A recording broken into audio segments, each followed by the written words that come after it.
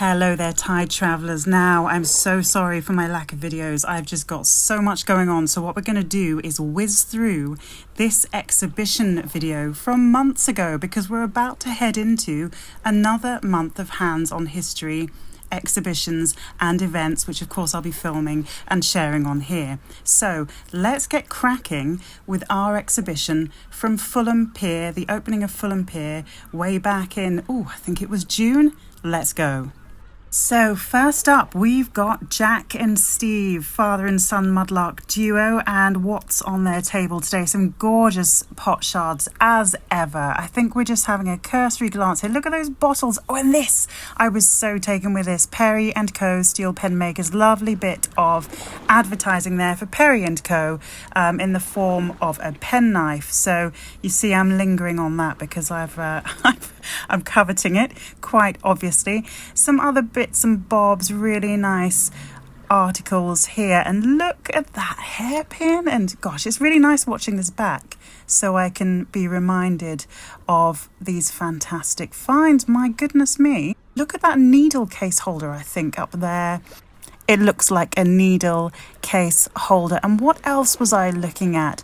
The jeton, a coin, pilgrim badge fragment, lovely bits. Oh, flint from a flintlock, amazing. And that bottle that they bring out quite often, love it. And now sashaying over to Emma, who we've seen before, but again, gorgeous finds there. She is licensed to lark on Instagram. Oh, look at the little paw prints sneaking in. And I love the way she's got these boxes of collected items, really sweet. Some horn cores, I always find that word difficult, but there. So the inners of antlers, and then moving over to some quite substantial pieces of pottery here, some really gorgeous examples of tin glazed wares. And as I never tire of saying, you don't often get these big chunks anymore.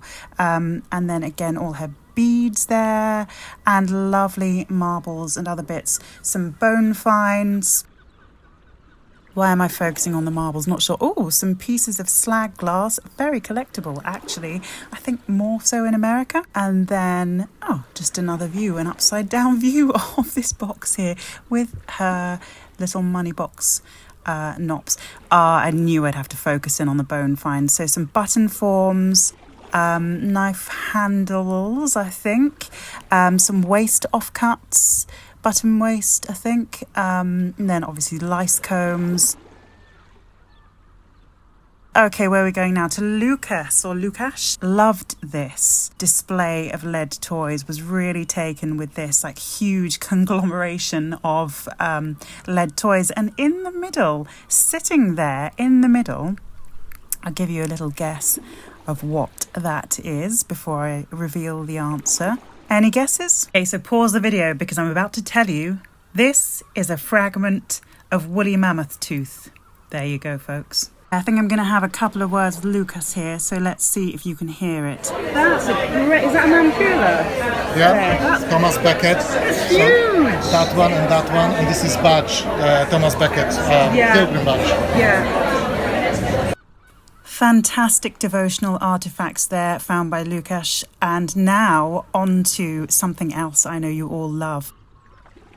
It is the dove's type, and we're going to handle some of it in a minute.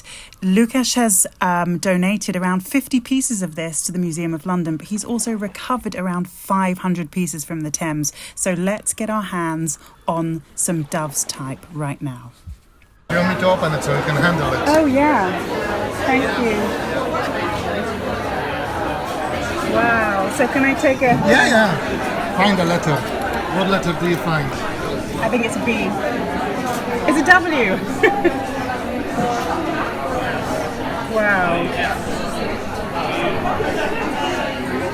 That's amazing. Imagine a piece of lead and people are so fascinated, isn't it? Yeah. I mean, this is it, isn't it? This is the stuff, wasn't it? This is actually... Yeah, so I landed 50 to Museum of London. There's 50 of them there. Yes, I saw. How many do you have in total? 500-ish. 500. Wow. Together with all this together with the spacers, you know, because spacers, they don't have letters, but the punctuation marks or something, but there is probably equal amount of this as this. All right, so there we go. Handling Dove's type. Wasn't that a treat? It was. I tell you, it was a treat. So here we've got a lot of rings, blingy rings that Lukasz has recovered from the Thames. So we all love to see a bit of bling now and again. Lots of 20th century stuff there. Various kind of things, but it's nice to see them all together like this. And then going on to this mixed bag of bits and bobs, and I can't remember, I'm so sorry, whether this is Lukasz or the next person, who is Adam. I think this is Lukasz's stuff. I'm sure someone will tell me, but look at the buttons. You know I'm a button fiend, so love to see that. So now going over to Adam, who I don't think is on Instagram, so we'll just have to look at his stuff here, has found some amazing things, including that huge early 20th century plate there. And we've got some other lovely bits and bobs. I love these little plaques with imprinted markings on and numbers. There's a military one there in the middle of the top. And yeah, the dominoes, fab, all the tokens, fab, the buckles. And then I think I'm going to chat a bit to him about the spoon you just saw there in the bottom left. So let's see what I and he have got to say about that. But gorgeous spoon, here it comes. Can I pick the spoon up? Oh, yeah. Is that okay? I don't no worries. There you go. Thank you, gosh, that's beautiful. So that's a Queen Anne spoon. So you have a portrait of her on the end.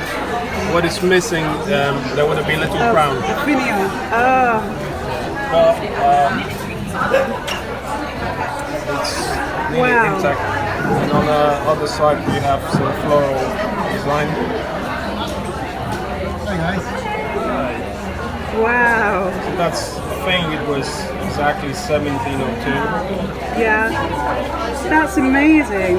And is that Yeah, that's a maker's mark. the maker's mark, TP? Yeah, but we don't know. We didn't find out. And the Pewter Society couldn't... No, the Stuart, it's been recorded. But yeah. That's amazing, isn't it?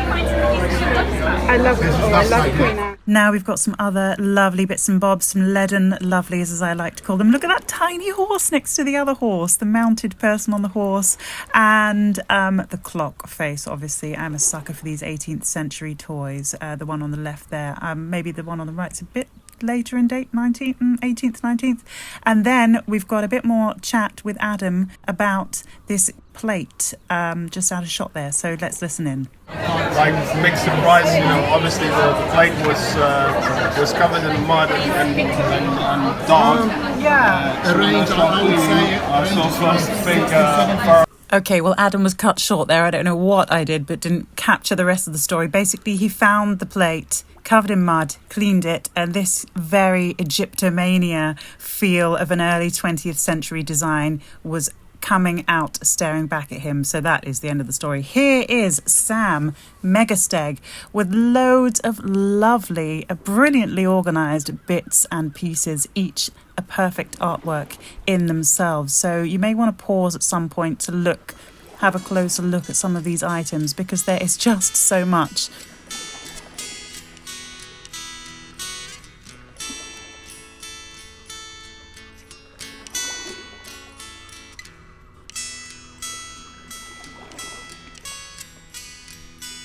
The beads I am obviously in love with, but all of it, all these little clusters of items, and that Roman, there's lots of Roman there too, so have a good pause and look through.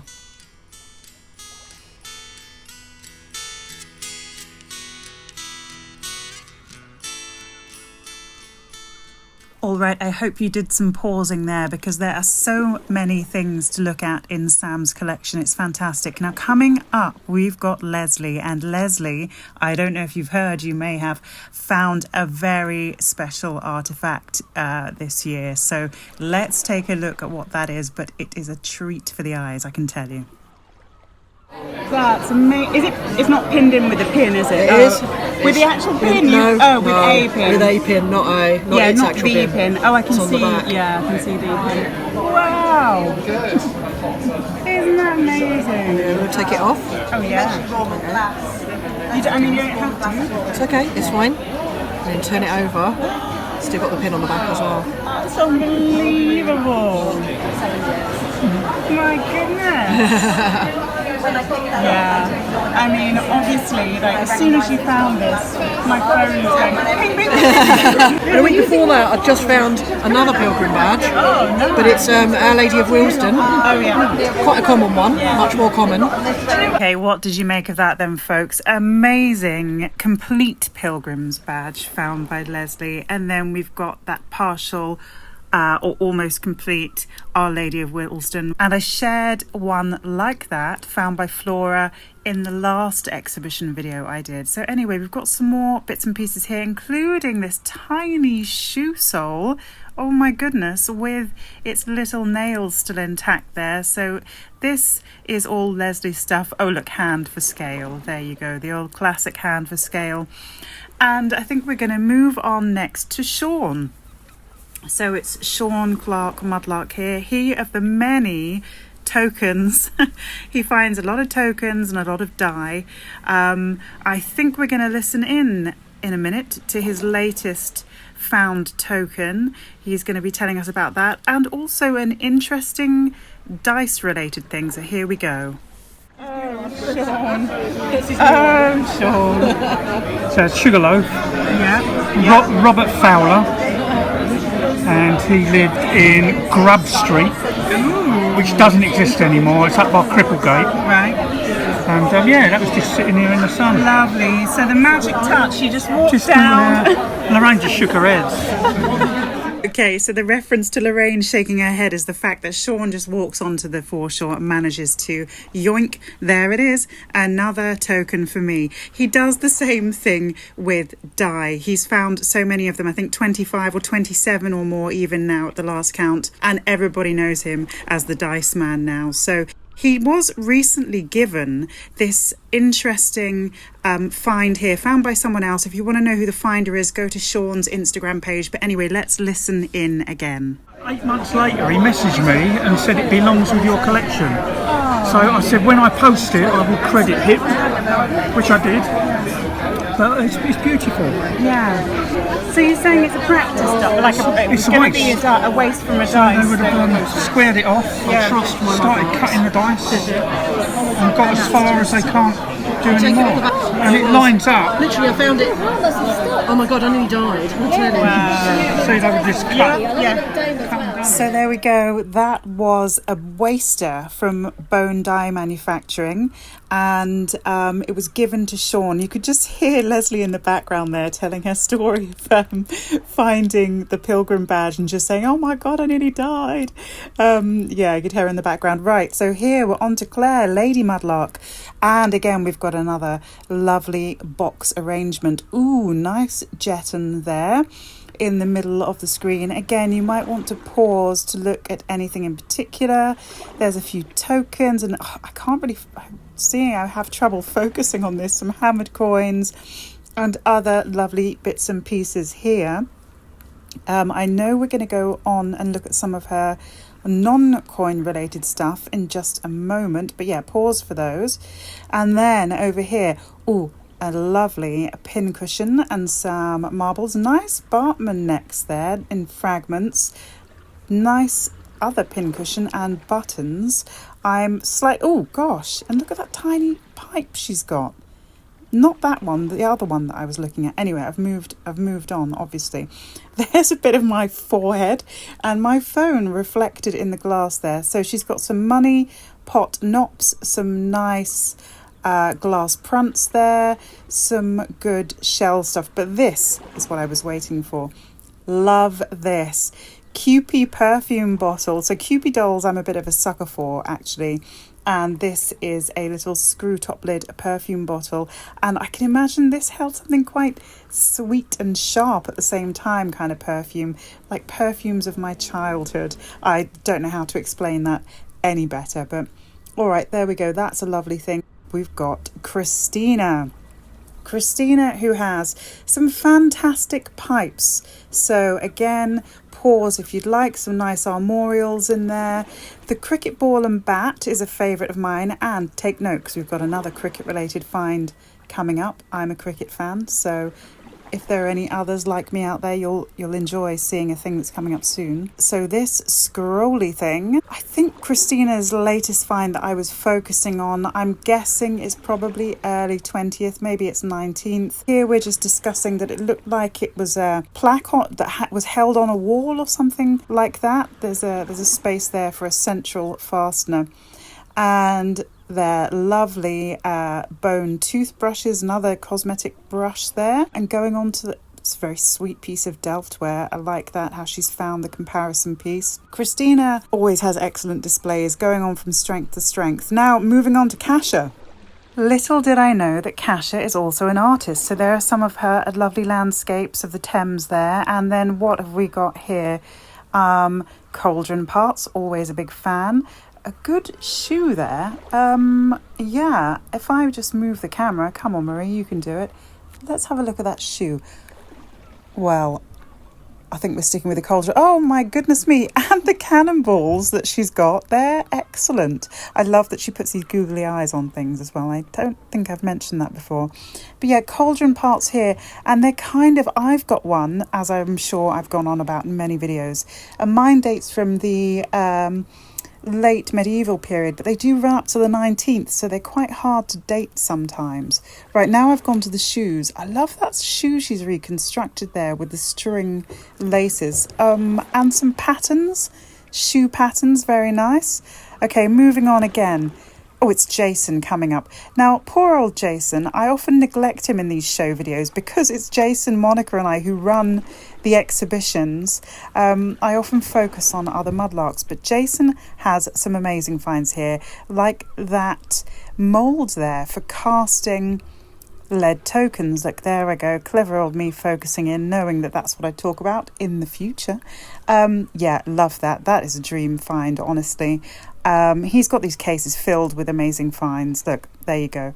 But that mould is a real stonker. Now, Alexandra Abraham, in a couple of weeks, maybe 3, I am going to be hosting a panel discussion with mudlark artists, of which Alexandra is one.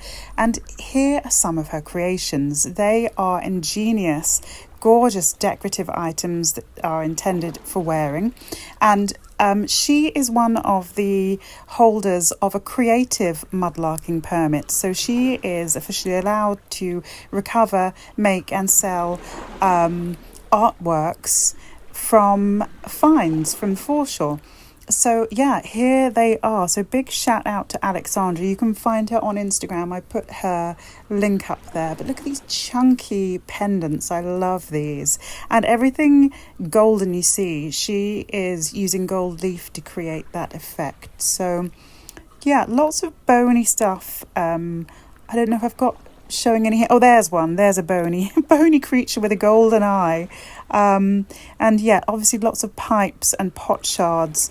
And these pearls that she uses in creating her pieces. So Alexandra is brilliant. She runs some of our workshops, art workshops that we have during the exhibition days. So come along to our exhibitions. You might meet Alexandra at a future one. And as I say, we will be doing this artist mudlark panel discussion. I will put some info up about that, where it's taking place. It's on the 7th of September. So yeah, there we go. Oh, sticking with Alexandra. Oh, I think I was really taken with these greens that she's used in the piece here. I loved how all the shards were separated and the different periods of shards she's used, but that same kind of tone of green.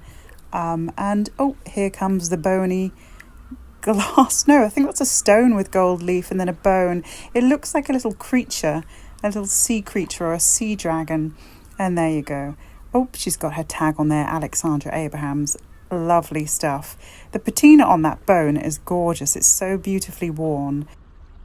Coming up next, I'm going to have a chat with Millie, so have a listen in now. Okay. So this is the cord that would have been for just general... For general use, yeah. Ah. Yeah, for lacing. And so basically the Vikings... Yeah. The Vikings used to use this, and then it was actually used by medieval times, Tudor times. It fell out of favour afterwards. Then it fell back into favour again. Wow, so you're actually making the cord. So I thought it'd be quite nice, yeah. Just to give an idea of how it would have been made.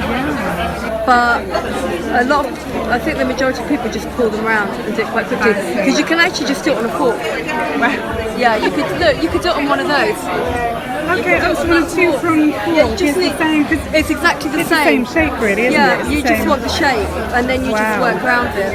Yeah, like that. Exhibiting along with Millie is Laura, and Laura has all these money pot knops. It's so strange how different mudlarks are drawn to different things. It's kind of, I don't know what draws them in, but some people have multiples, like Sean has multiples of tokens and dice. Laura has multiples of these money box knops. Fantastic things. Right, we've got Liz coming up with that cricket find, so let's have a listen in.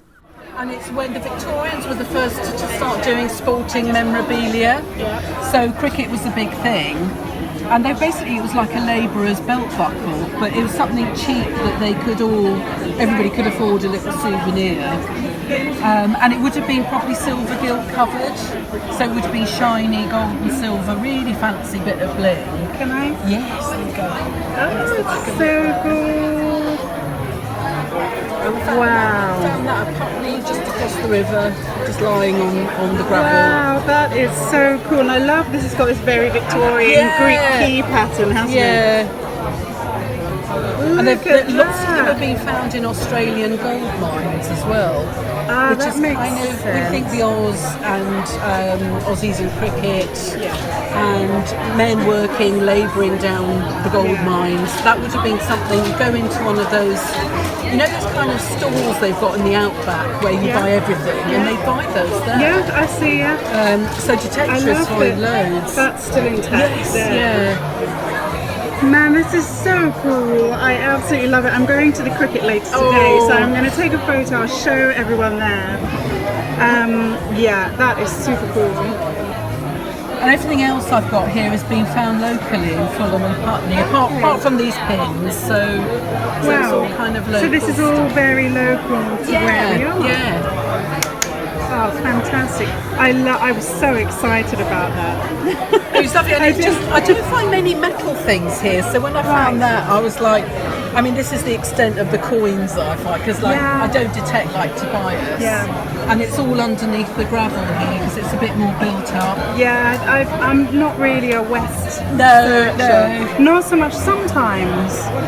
I think we all have our favourite spots and what's easy for us to get to. Generally. So if I miss the morning train for the tide in the city, I'll just stop off here. Yeah. Right, mystery item. Now the feel. Yes, I think I know what it is. Although maybe I don't really want to be handling this too much, do I? No, I have cleaned it. I think this is part of a sewage system. And I think you were the one that identified. Oh, did I? I did when I found it. Oh, okay. It was poor Steve Camp. He went online. He went, it's the top of a storage jar.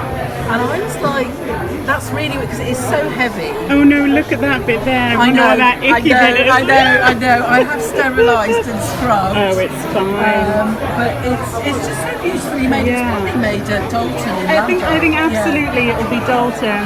And it looks like I've found, pieces of it. I said this before. I couldn't remember that I identified that. I'm sure you identified it. It does ring a bell now. Yeah, I had all sorts of weird and wacky. So the old grey matter is somehow fading because I had identified that mystery item previously for Liz and completely forgotten about it. That's me stealing a sweet, that Fox's Glacier mint there, stealing it from Fran, who has got her map up and running here. I love how Fran displays her finds and links it back to the origin, to wherever this find originated, and it shows you just the global extent, the reach of the things we find on the foreshore and where they could have originated from, or almost certainly did in the cases of some things like these cowrie shells. And just a minute ago you saw a lead bag seal there, so you've got items which have certainly originated from some places. Lots of cowrie shells there, and then we've got some coins and other bits. There's a Bolivian half cent from South America, obviously. We've got, oh, what's that? Looks like a carpet bowl, but it's a clay marble that's originated from Africa. See, I would not have known that unless I'd seen that there. And then we've got Hudson trade beads, and Maravedis from Spain came over with the Armada, most likely. Italian Murano glass there. So yeah, I mean, it's really interesting that Fran has done this setup, and she talks very knowledgeably about where all these finds came from. So if you do come to one of our shows and get the chance to chat with Fran, then I highly recommend it. Also, what have we got over here? Some lovely trade tokens that she has researched. So if you want to pause the video, and you can always type these things into a search engine and find out more about it. But yeah, 6 really nice trade tokens there with the info if you want to have your own little search online and find out more. All right, so this is all Fran. And here's an overview. Oh, little clay pipes sneaking in there. Oh, and as ever, she's got her garnet box. Give it a nice rattle and see the garnets tumble. Lovely. So I think next we're going to go to Spiros, who supplied us throughout the day with some delicious Greek tidbits. Some sweet and savoury snacks. Right, I've obviously got my eye on this hanging arrangement here because I'm straight in. I know why. I can see a seal hanging in there. We're going to go back to that. And the skull, of course. Lots of lovely metal items with Spiros. And also, just in the left-hand side of the image of the video there, you can see, we're going to go back to it, but he's laid out this really nice show and tell kind of game to show us today. And, oh, very high-tech. He's got his video set up at the back there. Next to him, oh no, scrap that. We're going back to the hanging contraption. Oh, I'm trying to get in here because I can tell. Oh, a bit of uranium glass he's lighting up there. But I know me. I can tell why I'm hovering. I want to get in to see that seal. Right, oh, okay, we're going over to the box of toys. Are we going to linger? So what he's done is found historic examples of things we also have in the modern day. So it's this little game for people to match things up. So a lid, vulcanite stopper with a plastic lid there. Oh, and I think you have to then go and find the item. Ah, that's it, and pop it in the box. So a doll with a doll, clay doll and a plastic doll. And then what are we going to go to next? A coin and a coin. Okay. And a button and a button. Oh, we've got a toy and a toy there. Always plastic and always metal or bone. A whistle and a whistle. What's this? Part of a cashew tin. I've got one of these too. Mine is in a bit better nick than this one. But yeah, love these cashew tins. You can still get them today. Aromatise breath mints. And that company was based on London Bridge. So yeah, just going over here, seeing what we've missed out of the matchy-uppy thing. Ah, the key. There we go, a modern key and an older key. So, yeah, nice of Spiros to do that. Right, finally, I'm in. I'm in. And look, there we go. Ignore my head and fingers and phone. You can see the impression, not the impression, the other way around. Well, whichever. You can see what the seal is there. He's impressed it into plasticine. So, yeah, impression. Don't know who that character is, I don't think. Really nice Regency, probably Georgian seal matrice there. Personal seal for someone, and I love that hanging skull in the back, and obviously I'm taken with the mirror here reflecting everything, so that's why I'm hanging around. Now at this point I think I started to heckle and say, where are all your little animals? Why haven't you got those out? Because if you remember from a video I think last year at the Roman amphitheatre, Spiros had brought along loads of little animals, so now because I'm heckling him, I'm making him take the animals out so we can have another little look, because he's got, I love that tortoise, look at it, tiny things. Little dog, horse's head, a tortoise with this kind of cut glass back, gorgeous stuff. Here we go. Little thing. Yeah, I've shown this before, tiny. but you can definitely be on it again. It's so tiny. Very cute. Glass back. I love it. So I found where he was buried. He was buried in Wales. So I went. Is that what it looked like when it came out? Yeah. So I went to visit his burial place. That was when I found him. When I found him on the day. You can see that without the bar. Yeah. So without the bar, we can't pinpoint the recipient. Okay, well that was Tobias there talking about his discovery of the George Cross that he found some time ago. And because I'm an idiot, I don't know why I didn't ask him to repeat the whole thing on camera for all you guys there. You can read about his story online, so just check out Tobias on Instagram, and I'm sure there'll be links there to the article in the magazine. So well done, we're at 31 minutes 35 seconds. If you've stuck with me this long, and my ad hoc voiceover, ad-lib voiceover, I will congratulate you. The thing I'm showing you here is a holographic mural that was unveiled the weekend we did the exhibition at Fulham Pier. Okay, so this mural, beautiful thing, featuring some of the finds from our mudlarks. I know Liz's buckle is in there somewhere. This is by Yinka Ilori, and the title of this installation is 100 Found Objects. So go and check that out online. But we're going to be at Fulham again in September exhibiting, I think the weekend of the 21st. I'll put the news of that up here. So who are we gonna go on to next? Bolly. So I've featured Bolly's finds many times, but what I want to show you here is her beautiful artwork that she makes, this jewellery from shards found on the foreshore, and then she very carefully cuts beautiful details out and creates jewellery with them. She will also, in fact, she has organised this panel discussion I'm doing with the artists and mudlarks, so check out Bolly as well. I'll link to her in the video description. Now here we're going to Stuart, so let's have a little look at what he's found. Is that the one you just had? Nice to get a boxwood one. Did you just literally find it like last week? No, I found it about 6 months ago. I was going to say, how have you... It's been in the freezer. I was going to say, yeah. Wow. You It really... was so difficult because I so wanted to get it out and go, look what I got.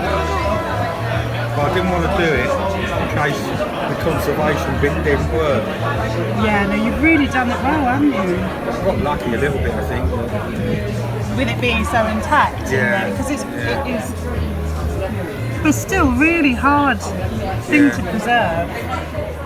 That Stuart has managed to preserve this boxwood comb to such a good standard is incredible, because this, really hard to preserve. I don't know if you caught that on the video, but he kept it for 6 months in the freezer to keep it in that condition. So, all right, here are some of his lovely pipes. And then next we're going on to Jenny, and I think we can listen in to that one too. Here she comes. Ask any questions, take any photos, you're very, very welcome. I love the paint pots. Thank you, they're so cute, aren't they? Yeah. Sometimes people do find the individual little pots. I've got one of cheated and those. bought my own. Because I wanted to do like a little display. Yeah, I love the display. I think I'm going to do another one as well with my other beads. Need to get collecting more beads, more bead displays. I mean, you've got a lot of beads. Got a lot of beads. Always got time for more. Always got room for more in the collection because they're so small, right? It's such a good thing to collect because they're so mini. That is very true, actually. Oh, you've got a lovely pot in there. Oh, nice dog bone. Do you mind if I touch it? Go for it. I think it's from shipping. It is. It's called a dog bone. Dog bone. Yeah. I thought it was a fid. Am I wrong? No, it's not. Not quite a fid. It's not really quite a fid. So tell me about it, because I don't know enough about it. Well, neither do I really. The only You know the name of it, that's better than Yeah. me. Yes, woo, I've learned something. Thank you. I've learned something. That's amazing. It is to do with rigging, so It's- like a okay, fid. that's what I thought, right? But I don't quite know how it works. And the person to ask, apart from the internet and books, is Monica. Okay. Do you know Monica Thames? I've definitely followed her. Yeah. And remind me what your name is, because I definitely follow you. It's Marie, Old Father Thames. I follow you. Yep. I think, I follow you as well. Yeah, it's a dog bone. Really, I've got one. It's not, mine isn't as clearly, this is really clear on the, whatever that The bit's grippy called bit, there. whatever that is, yeah. Oh, I've learned something. I'm so pleased. Thank you. And that blue, oh no, maybe not. I don't know what that blue stuff, don't know. That blue stuff coming out, I had a moment of confusion because you get, on bone, I know this is wood, but on bone you get Vivianite. Yeah. Which is like the blue stuff. Yeah. And I thought, why is that? Why would that have that on it? Yeah. Yeah. Dog bone. I am so excited to read up about that later. Rabbit hole, here I come. Yeah. Okay, so that was me there at the end trying to work out why that wooden dog bone had some flecks of blue in it. I suddenly had a moment of confusion and thought it was bone and it was Vivianite coming out. Now look at this. This is a really special find coming up. I absolutely love it. What you've got to pay attention to here is this date. We're going to get a closer look at it and then we'll come back to the date and have a look at why it's important. The magnifying glass, because it is small, teeny tiny.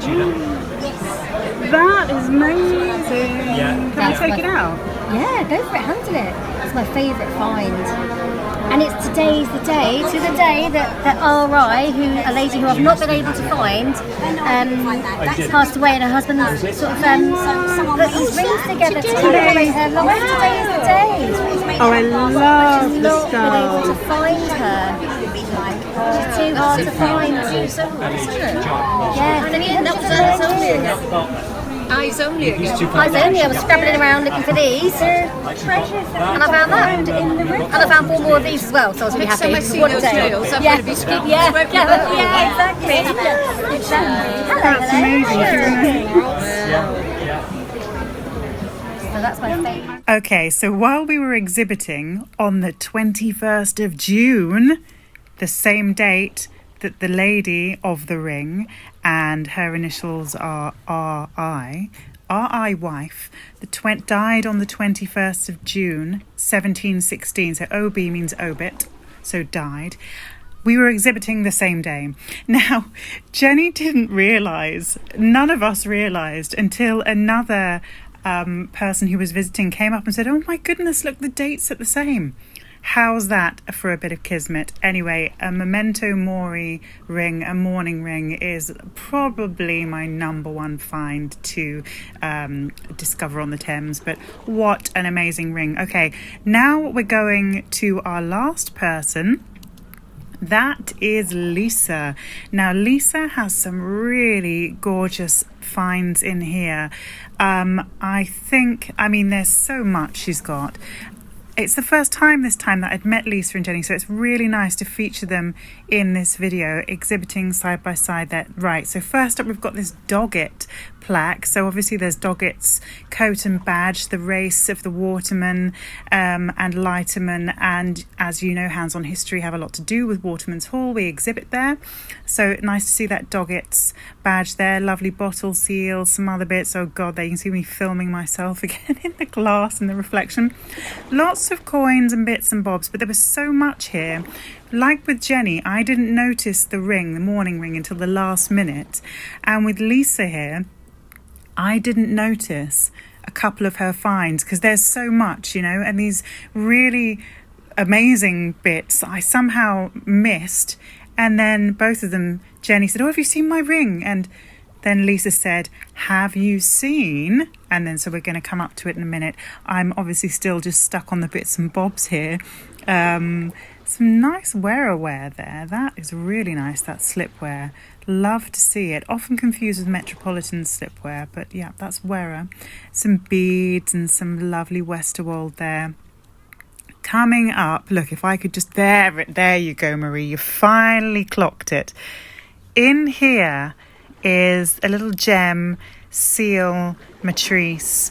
It's actually, if I can ever focus on it, a suffragette's seal matrice that bears the motto of the suffragettes, deeds not words. This is a really special find. You know, if I found a suffragettes related thing, I would be over the moon. I think Flo Finds has had a couple of nice suffragettes propagandist kind of tokens, something like that. I can't quite remember, maybe a badge. Also, finally, I noticed this, the powder flask cap. I'd love to find one of these. I never have before. I've had a couple of near misses where I thought something was a powder flask cap, but it's not. Anyway, another beautiful find there.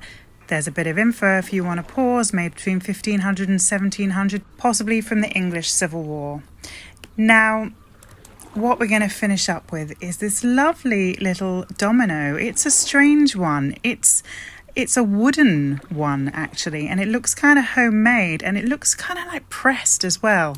But that is what we're finishing up with today. So I hope you've enjoyed the video. Sorry if I'm flagging towards the end. That's a lot of director's commentary. And we are going to be back at Fulham, as I say, on the 21st of September. So come on down if you can. I will put all the dates in the video description of everything that's coming up, because we're fast heading into Totally Thames month.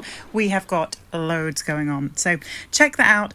I'm back on the foreshore very soon with another Mudlarking with Old Father Thames video. So until then, take care. See you soon, guys. Bye.